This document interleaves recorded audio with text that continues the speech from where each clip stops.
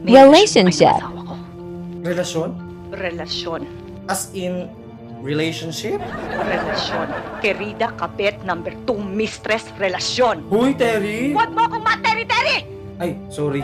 Sige, kung ayaw mo tawagin kitang Terry, Ses. Terry yung Ses? Basta wala nga kaming relasyon ng asawa mo. Magkasosyo lang kami sa mango shake business namin. Huwag ka nang magmalinis ha. O di wag ka maniwala. Lagi mo akong inaagawan! Inaagawan?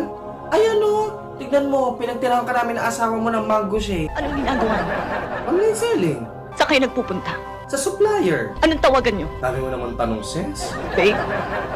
Sweetheart? Honey? Letter B, sweetheart. Gusto mo paniwalaan kita? Diyos ko, tanong-tanong ka pa, di ka rin naman pala maniniwala. Sige na, aminin ko na ako ng tawagan namin. Badiday at Toto. Happy?